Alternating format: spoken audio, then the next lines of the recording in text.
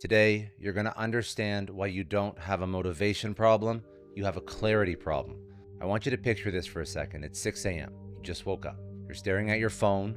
You're scrolling through an endless feed of motivational quotes and posts, and you got Gary Vee shouting in one ear and Tony Robbins whispering affirmations in the other. And your vision board looks so packed with dreams and goals that it looks like a collage made by some caffeinated kindergartner. And yet, here you are, still in bed, feeling about as motivated as a sloth on vacation. Does this sound familiar? If you're nodding your head, congratulations. You've just stumbled upon a truth that most of the quote-unquote bullshit success gurus don't want you to know. You don't have a motivation problem. I don't care what you're trying to build. I don't care what career you're pursuing. It's not a motivation problem. You have a clarity problem. All that relentless pursuit of motivation could be the very thing that's holding you back. Now, before you shut this podcast down, you X out of this YouTube video and you go back to your morning ritual of motivational YouTube videos, I need you to hear me out for a second, because I'm all about challenging what we believe to be true. I want to challenge everything you think about drive, about ambition, about motivation, about success. I really have spent a lot of time trying to understand this and trying to understand why I hate motivation so much. And it's taken me a couple years to really get why the idea of motivation bugs me so much. But I think I've really analyzed, and this concept of clarity over motivation is the best way I can articulate what has allowed me to be successful versus somebody who is just quote unquote motivated. So I want to talk about a couple different things. First, we're going to talk about why your brain treats motivation like a sugar rush and why that's terrible for long-term success. We're going to talk about the real reason successful people seem to have endless energy, and it's not about green juice or meditation or even caffeine. We're going to talk about how clarity can make decision making as easy as breathing, completely second nature. I want to talk about why most advice about finding your passion is dead wrong, and I want to talk about the counterintuitive way that constraints can actually skyrocket your productivity. And all these topics are going to make sense, and they're all going to tie together. But I want you to buckle up, because we're going to dive deep into the murky waters of human psychology, of neuroscience, and really the billion-dollar motivation industry, which I really don't like. So if you're ready to gain some clarity, first we have to tackle the motivation myth. So let's talk about the motivation industry for a second. The one that has basically convinced you that if you just find the right morning routine, or you listen to the perfect pump-up playlist, or you recite some bullshit magic affirmation, you're suddenly transformed into this productivity powerhouse. Here's the uncomfortable truth. Most of what you've been told about motivation is complete BS. What do I mean by that? Well, let's go through it. Vision boards. They're about as effective at achieving your goals as a dartboard with dollar signs on it. Motivational speakers, they are selling you emotional cocaine, a quick high that leaves you crashing harder than before. And if you don't believe me, let's break it down. So let's talk about vision boards. Remember, vision boards kind of came from, if you remember this, The Secret. It was a cultural phenomenon that told us that we could manifest our dreams by cutting out pictures from magazines. Yeah, and it turns out visualization can actually decrease your likelihood of achieving your goals. When you visualize success, not actually do the thing, but when you visualize success, your brain gets tricked into thinking that you've already achieved it. Cue the dopamine hit, and absolutely zero actual progress. The other thing I mentioned, motivational speakers. So there's a trap here. So there's these charismatic individuals, and they're and it's not their fault. They're playing into a game, but they're the masters of making you feel invincible for about 24 hours. And then reality hits, and then you're left wondering why you still can't get off the couch. It's because motivation isn't something you can absorb through osmosis at a conference. It's not a transferable commodity. And the last thing I mentioned was the find your passion or follow your passion. And I think that following your passion, it's one of the most dangerous pieces of advice of the motivational industrial complex. Why? Because passion isn't something you find, it's something you develop. You can't find passion just waiting around like you're going to be struck by this lightning bolt of passion that's going to help you create this business or build your dream life. If you wait for passion, this is a surefire, 100% foolproof way to not change your circumstances, to remain completely paralyzed. Now, here's the kicker: chasing motivation, using vision boards, trying to manifest passion. It's like trying to catch smoke with your bare hands. The harder you grasp and you try and hold on to it, the more it's going to slip through your fingers. I want you to think about it. When was the last time you felt truly motivated to do your taxes, or to clean the bathroom, or to have a difficult conversation with your boss? Motivation, in the way that most people think about it, is like this fair weather friend. It shows up when the task is easy or when the task is fun, and it disappears really quickly when things get tough. But here's where it gets interesting. What if I told you that the most successful people in the world don't rely on motivation at all? What if I told you that their secret weapon was something entirely different? This is where clarity comes in. But before we dive into that, I just have to ask you something. If you knew with absolute certainty that taking a specific action right now would guarantee your biggest goal, would you feel quote unquote motivated to do it? Think about that for a second, and we're going to come back to it. I want to flip the script on everything you thought you knew about achievement. Let's talk about clarity. Clarity is the unsung hero of success, of achievement, of reaching our goals that is hiding in plain sight. Now, remember that question I just asked you about knowing with certainty that a specific action would guarantee your biggest goal? That's not motivation. That, my friend, is clarity. And it's the secret sauce that separates the achievers from the dreamers. But let's get one thing straight. When I say clarity, I don't mean some vague notion of knowing what you want. I'm talking about something far more potent and precise. Clarity is ruthless prioritization on steroids. It's the laser-focused understanding of exactly what you want, why you want it, what you're willing to sacrifice to get it, the specific actions required to make it happen. When you have that level of clarity, motivation becomes as irrelevant as like a flashlight in the middle of the day. Here's why. Clarity acts as a natural filter for your life. It automatically sifts through the noise, through the distractions, the shiny objects that constantly vie for your attention. When you're crystal clear on your priorities, saying no becomes reflexive. You don't need willpower to resist temptations because they simply don't register as options. Think of it this way. Have you ever been so engrossed in a task that you forgot to eat? You call it flow state, whatever you want. That's clarity in action. You didn't need to feel quote unquote motivated to keep working. The clarity of your focus on the thing that you wanted to accomplish made the action automatic. Now, let's address the elephant in the room. If clarity is so powerful, why isn't everyone walking around with this laser-focused determination? And it's very simple. Clarity is very uncomfortable. It requires making decisions, very, very hard decisions. It means closing doors. It means burning bridges. It means eliminating options. In a world that celebrates, keeping your options open, true clarity kind of feels like you're rebelling against that idea. This is why it's so important. That discomfort is precisely what makes clarity so powerful. There's a book, The Road Less Stupid by Keith Cunningham.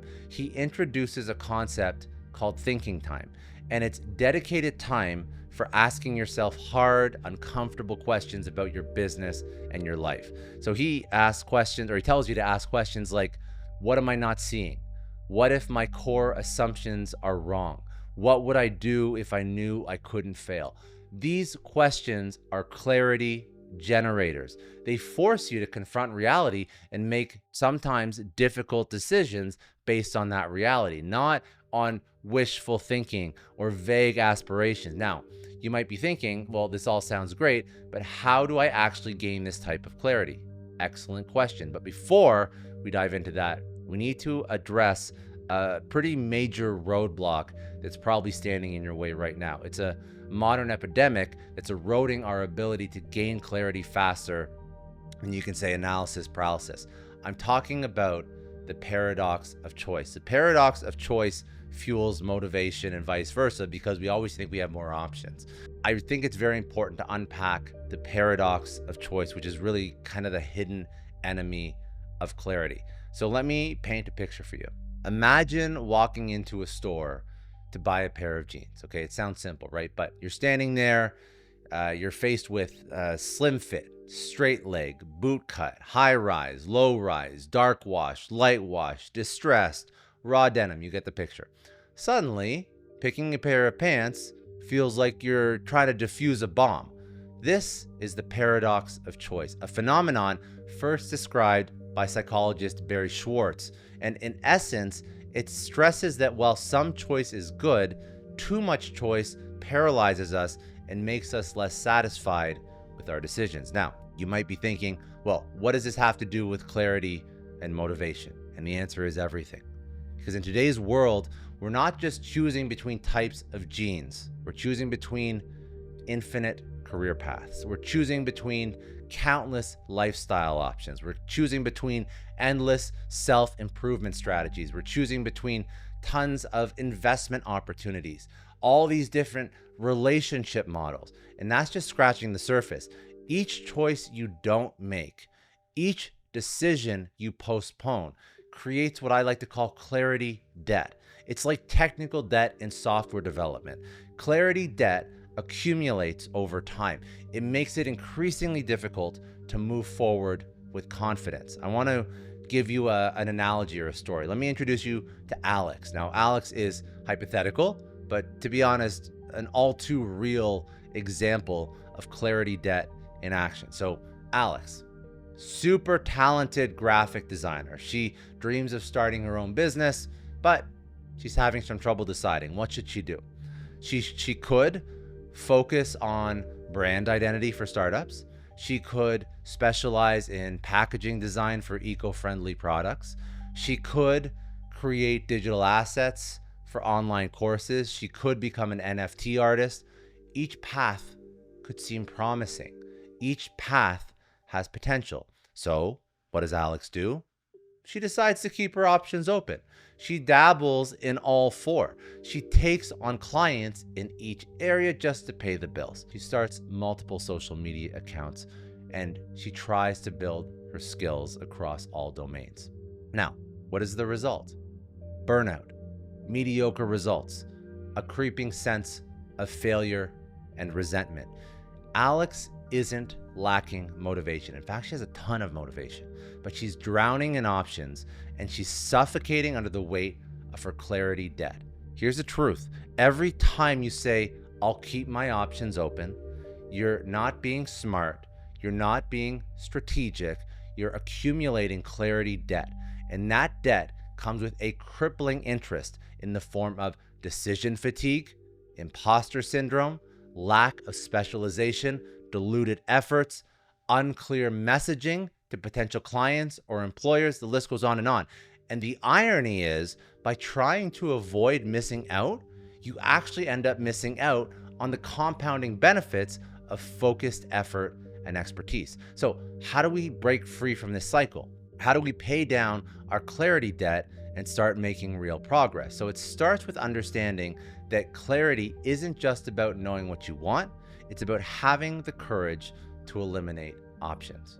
Let's talk about the neuroscience of clarity so you understand what's happening from a biological perspective. We're going to get a little bit nerdy. It's going to be, don't worry, it's going to be more interesting than high school biology, but we're going to look under the hood a little bit. So there is a fascinating world of biology that really helps us understand how our brain perceives clarity. And I'll ask all of you, have you ever wondered why making a clear decision feels so damn good, or why avoiding decisions feels safe in the moment, but anxiety inducing in the long run. And it all comes down to this intricate dance of neurotransmitters in your brain. Let's break it down. So first, we have the dopamine dilemma. So you've probably heard of dopamine.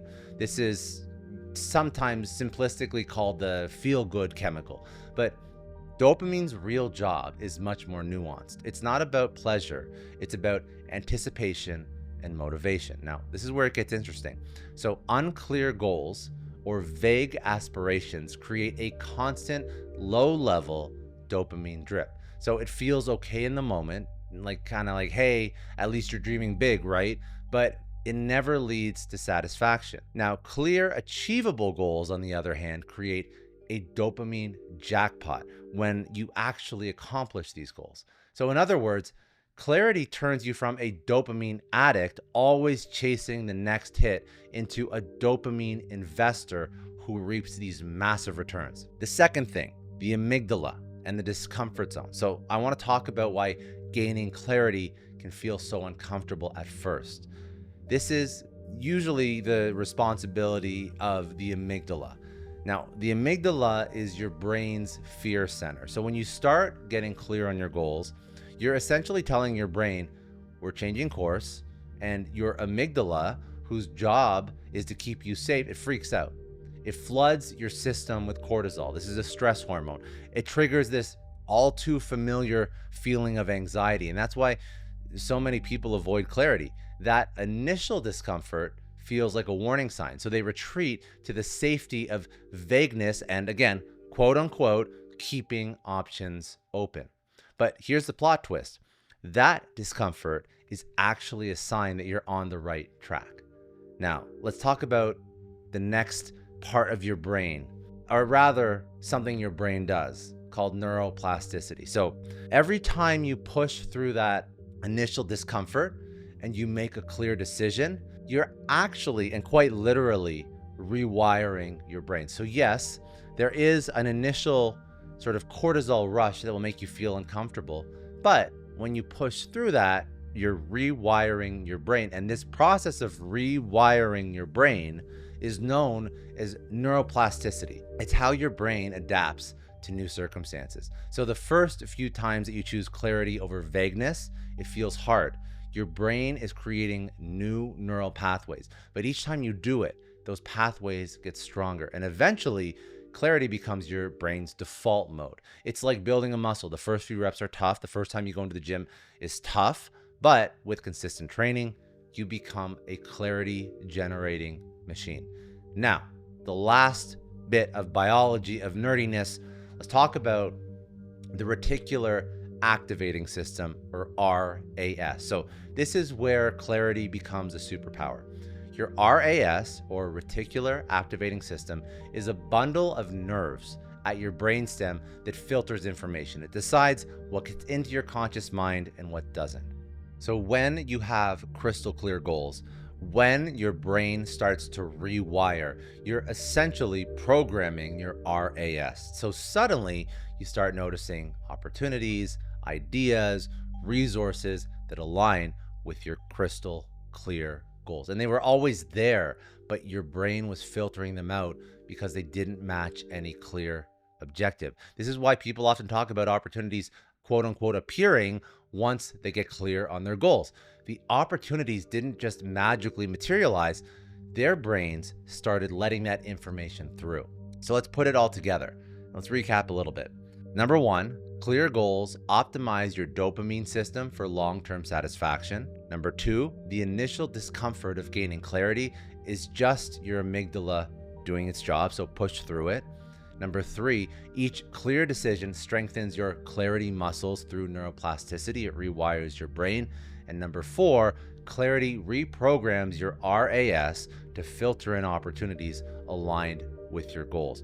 And what's the result? It's a brain that is literally rewired for success. Now, I know what you're thinking. Okay, Scott, this all sounds great, but how do I actually start gaining this type of clarity? Excellent question. Let's talk about some unconventional methods to actually gain clarity. Let's get our hands dirty. Okay, so we talked about why clarity matters, what it does to your brain.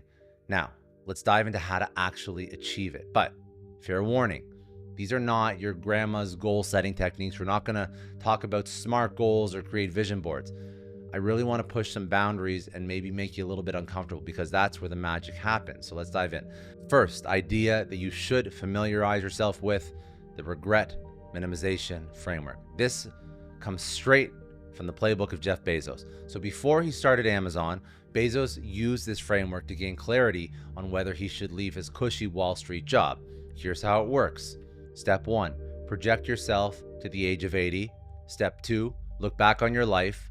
Step 3, ask yourself, which decisions will I regret the least? And then lastly, execute. And it's very simple but powerful. It's basically fast forwarding yourself to the end of your life, and you strip away the short-term fears to see what really matters. So I want you to try it now. What decisions are you wrestling with? I want you to apply the regret minimization framework and see what kind of clarity emerges.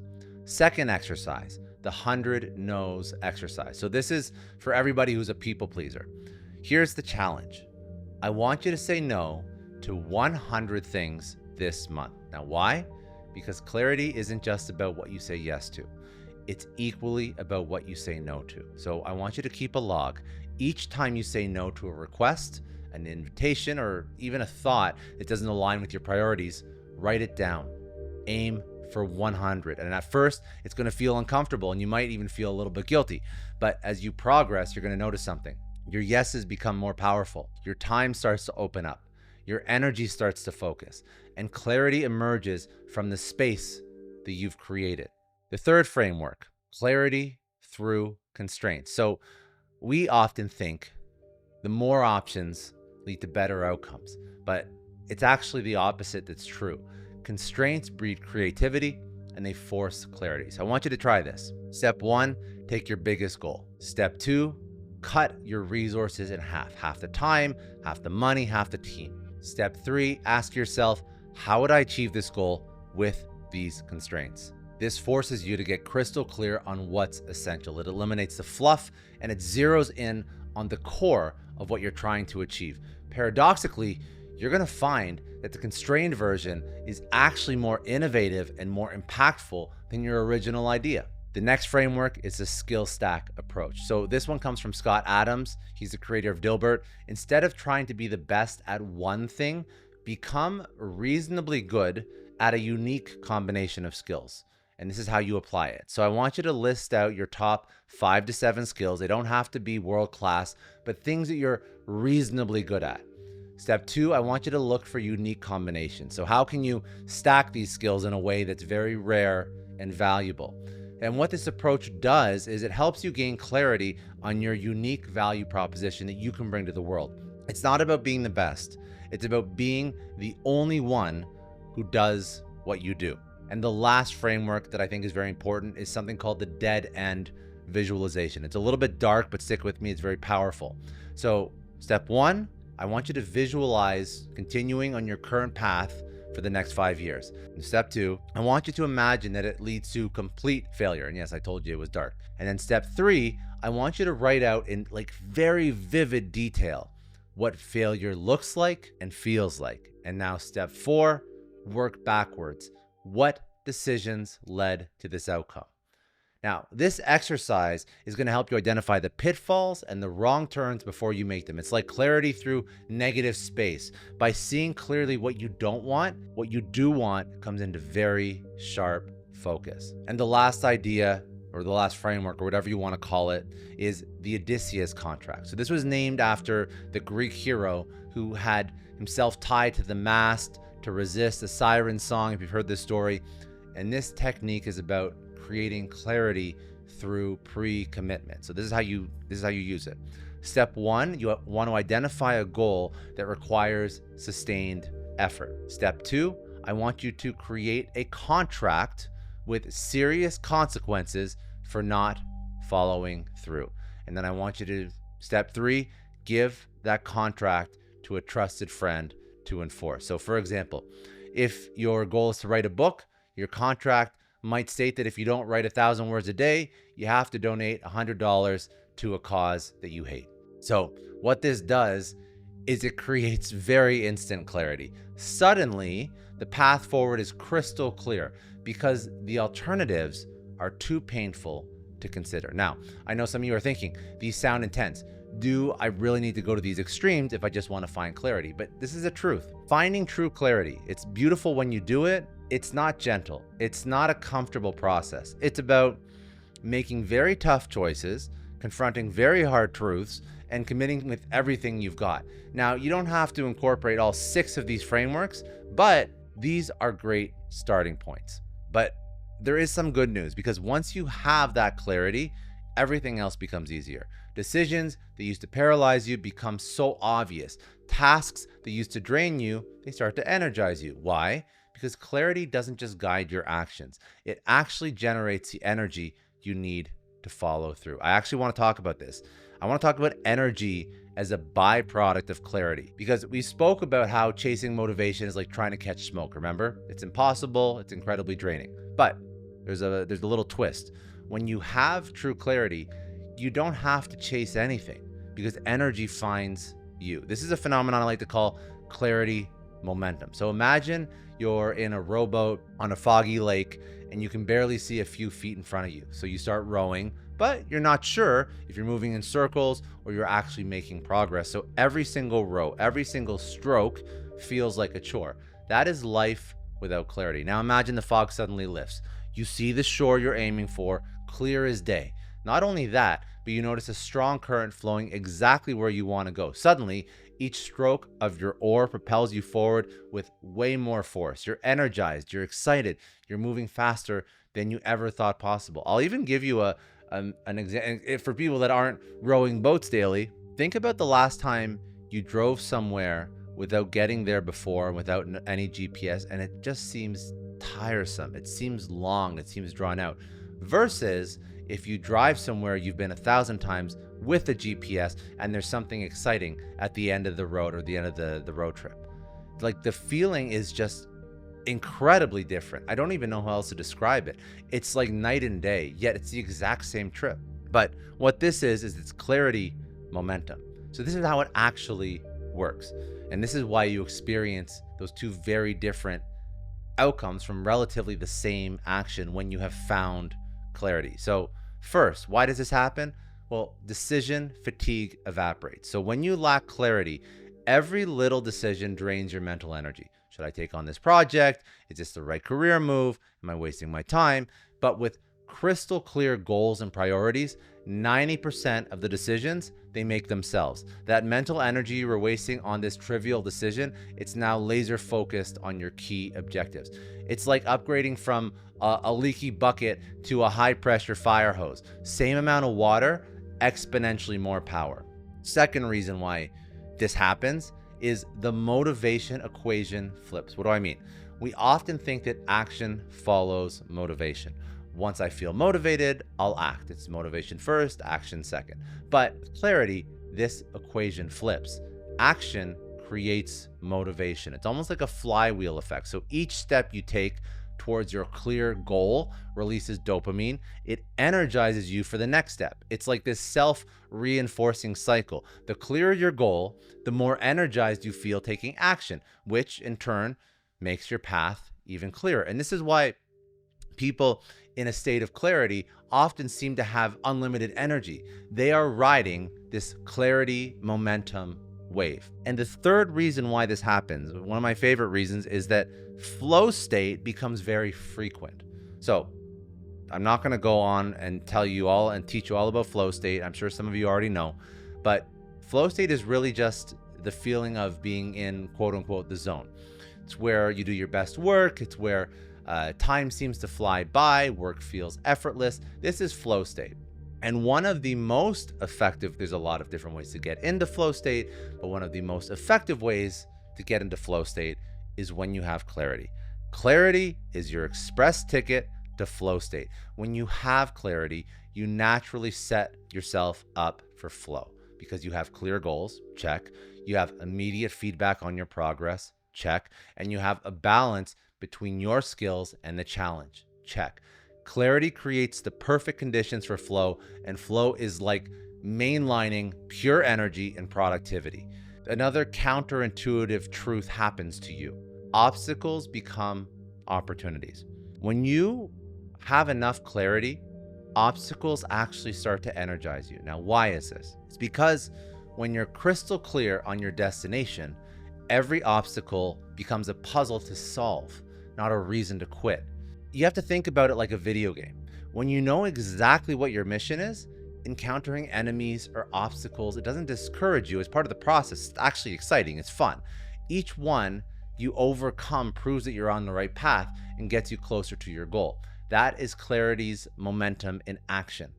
And lastly, remember the RAS, the reticular activating system I spoke about before. So this is like your brain's bouncer. It chooses what to let in and what not to let in. When you have crystal clear clarity on what you want to do, you have essentially programmed it, your RAS, you've essentially programmed your reticular activating system to become your personal assistant. What do I mean by that? You start to notice opportunities. You start to notice resources, connections that align with your goals. And it's not that they weren't there before. Your brain just wasn't flagging them as important. And this constant influx of relevant information that your RAS is now letting in, and the opportunities that you start to see, creates a sense of excitement and possibility. It's very energizing. It feels like the universe is conspiring to help you succeed. Really, it's just your brain noticing things that are aligned with what it knows you want to accomplish. That's all that this really is. Now, how do you actually tap into this like supercharged clarity momentum state where you have all these things sort of working in your favor? So I would say there's a few strategies to start to achieve clarity, which is really what you have to do to tap into any of these states or take advantage of any of these things. But what you could do to start would be a clarity sprint. So you can take a day or even just a few hours to engage in deep thinking about your goals and your priorities. You can use some of the methods that I discussed earlier. There's a variety of other methods, but the point is you have to find clarity. The clarity that you gain is going to kickstart your momentum.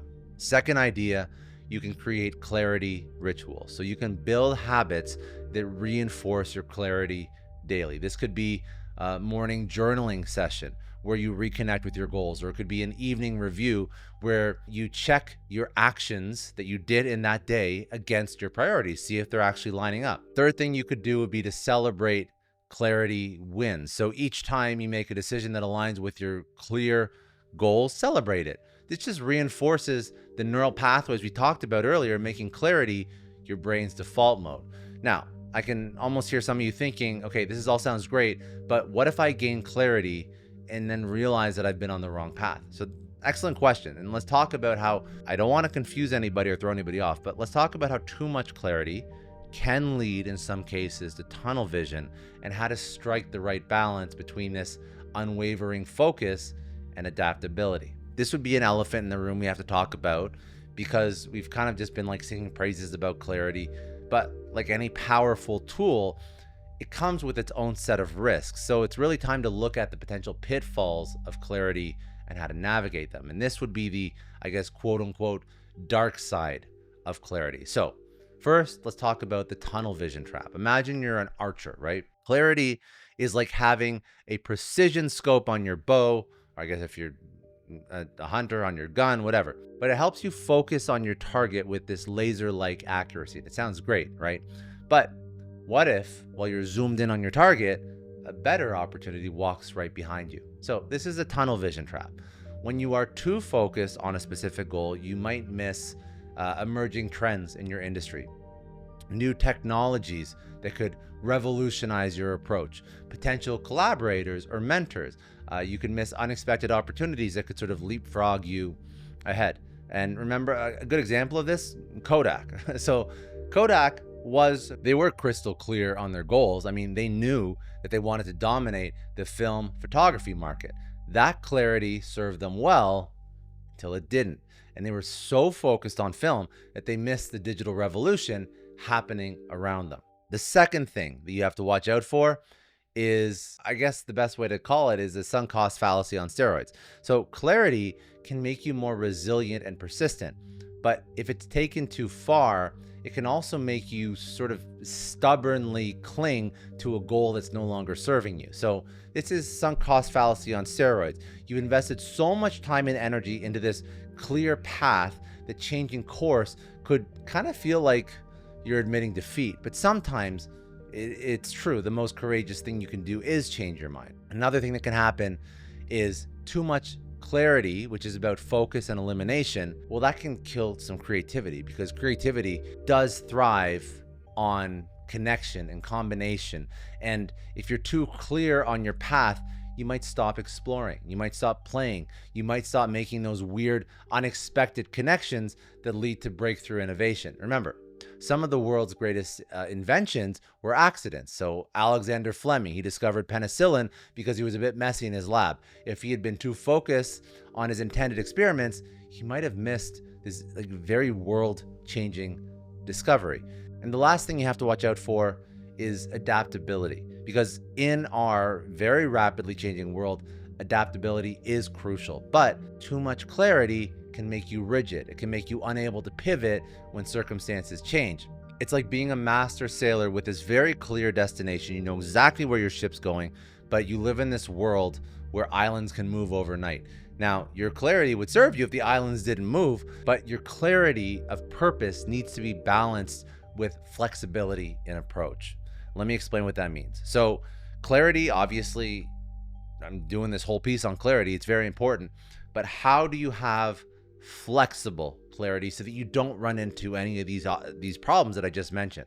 How do you really reap the benefits of clarity without falling into traps? Okay, so the key is what I call flexible clarity. This is how to cultivate it. Step one, you want to set clear goals, fuzzy methods. So you want to be crystal clear on your destination, but flexible on how you get there. Jeff Bezos was clear that he wanted to build Earth's most customer-centric company, but he was open to the methods, pivoting from books to basically the everything store to cloud computing, right? So he was fuzzy on his methods to get to his clear goals. I also want you to conduct regular clarity audits. So I want you to schedule regular times to step back and reassess your clarity. Are your goals still relevant? Has new information come to light that you should adjust your path? But you have to do audits to understand where you are, and just so you take the blinders off once in a while. Third thing you should do is embrace productive doubt. So I want you to cultivate a habit of questioning your assumptions, not to the point of paralysis, but enough to keep you honest and open to new information. Next, I want you to play the what if game regularly. I want you to regularly ask yourself, what if I'm wrong? Play out scenarios where your clear path isn't the best one, and this mental flexibility will really keep you agile. I also want you to have clarity zones and exploration zones. So dedicate most of your time to clear goals, but always reserve some time for exploration and play. And this could be reading outside your field. It could be taking up a new hobby, or just allowing yourself to daydream, to be creative. And I want you to surround yourself with diverse voices. I want you to build a network of people who think differently from you. Their perspectives can help you spot blind spots in your own clarity. Remember, the goal isn't perfect clarity all the time. It's about having enough clarity to move forward with purpose while remaining flexible enough to adapt when needed. I want you to think about this kind of like driving a car at night. Your headlights don't illuminate the entire journey, kind of just the next stretch of the road. And that's all the clarity you need to keep moving forward. Now, you might be wondering, this all sounds great in theory, but how does this play out in the real world? Well, excellent question. Let's talk about some real world clarity case studies. I want to show you some companies that really showcased clarity in action, because theory is great, but nothing really drives the point home like real world examples. So there's a few that I put together that show the power and the pitfalls of lacking clarity. So power of clarity, pitfalls of lacking it. I'd say the first example that I love is Elon Musk. So Elon is a master of flexible clarity. Love him or hate him, you cannot deny that Elon Musk has clarity of vision. His overarching goal has remained clear for decades. He wants to make humanity a multi-planetary species, but his methods incredibly flexible. It started with online payments, PayPal, to build capital and move to electronic cars at Tesla. to advance sustainable energy. Then he launched rockets with SpaceX to literally reach the stars. What he has done is really demonstrate flexible clarity at its finest. He's laser focused on his ultimate goal, but he's really flexible in his approach to achieving it. And the takeaway is to have a clear long-term vision, but be adaptable in your short-term strategies. Case study 2, I mentioned them before, Kodak. So this is what happens when clarity becomes tunnel vision. And their story is really worth a deeper look because for most of the 20th century, Kodak dominated the photography market. Their clarity was unmatched. It really was to provide easy to use cameras and high quality film to capture people's memories. The clarity served them well until it didn't. When digital photography emerged, Kodak saw it as a threat rather than an opportunity. And they were so clear on their identity as a film company that they couldn't envision a filmless future, even though they invented the first digital camera in 1975. And what was the result? A company that once held a 90% market share in film sales filed for bankruptcy in 2012. The takeaway is that you have to regularly reassess your clarity to really ensure that it's not becoming tunnel vision. Third case study is Amazon. So Amazon's mission statement has remained unchanged since 1995. So the next case study is Nokia. And really this shows what happens when there's a lack of clarity. That's the best way to put it, because in the early 2000s, Nokia was the world's largest mobile phone manufacturer. But as smartphones emerged, Nokia really struggled to adapt. And if you ask why, the answer is lack of clarity. They couldn't decide if they were a hardware company or a software company or a service company. And this lack of clear identity, it led to internal conflicts, it led to delayed decisions, and by the time they tried to enter the smartphone market, it was too late. Takeaway, lack of clarity can lead to indecision and missed opportunity. Another example is Patagonia. So clarity can also drive unconventional decisions when you have it. Patagonia does clarity very well. So Patagonia has a very clear mission. Their mission is, we're in business to save our home planet. And what did this clear mission, what was the result of this? So this clarity led founder Yvon Chouinard to make an incredibly shocking decision in 2022 to give away the entire company to fight climate change. Now, most businesses focus on growth and profit. Patagonia's crystal clear mission allowed them to make a bold move that aligned perfectly with their values. The takeaway is that true clarity can lead to decisions that might seem irrational to others, but are actually perfectly aligned with your mission. You would have never thought to do that if you did not have clarity on what you wanted to achieve as a company. And the next study is Netflix. So Netflix had a great, clear vision, and their journey is really a masterclass in maintaining clarity through change. And when you do go through change, if you do not have clarity, you're going to be in trouble. But they started with a very clear mission: deliver the best entertainment experience. But then you have to look at their pivot. They went from DVD by email to streaming, and they went from content distributor to content creator. And each shift was a response to changing technology and market demands. But their core clarity, providing the best entertainment experience, it remained constant.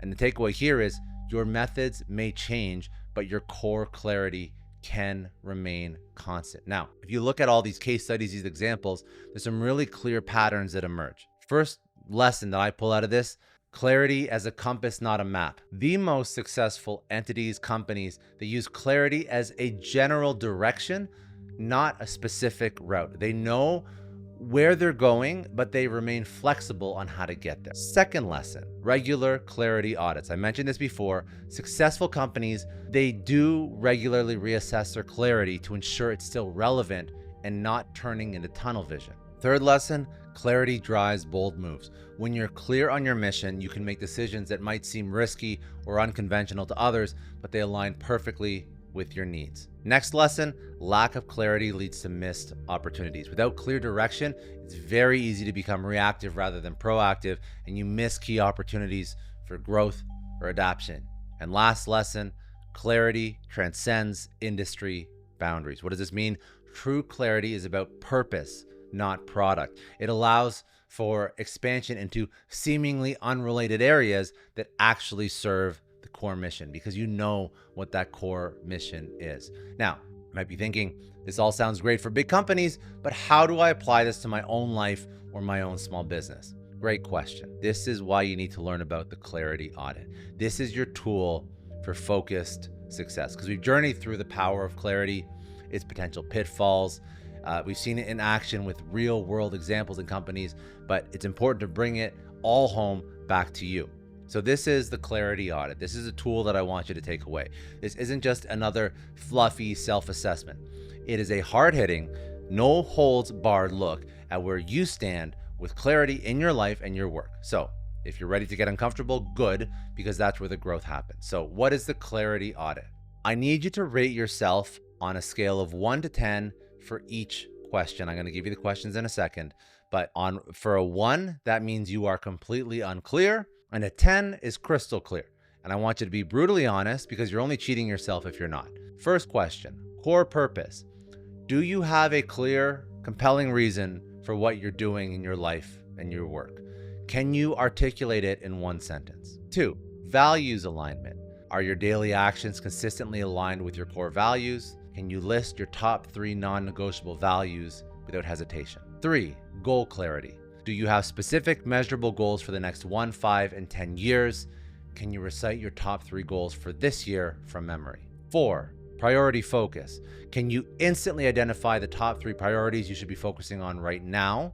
And do you consistently say no to opportunities that don't align with these priorities? 5, decision making. Do you have a clear framework for making important decisions? Can you make most decisions quickly without agonizing over them? 6, feedback loop.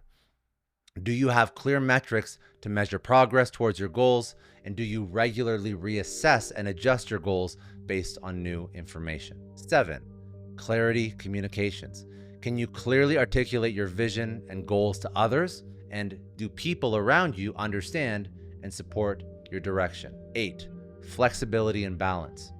Are you open to changing your methods while staying true to your core purpose? And do you regularly explore ideas outside your main focus area? 9, action alignment. Does your calendar reflect your stated priorities? And do you constantly take actions that directly contribute to your main goals? And 10, emotional clarity. Are you clear on what truly motivates you beyond money or status? And can you quickly identify and address emotional barriers to your progress? So this is the clarity audit. Now you have to score your clarity audit when you go through this exercise. I want you to total up your scores. 90 to 100, you're a clarity champion. You're operating with laser focus, and your challenge is now maintaining flexibility. 70 to 89, you're a clarity contender. You're on the right track, but there's room for sharpening your focus.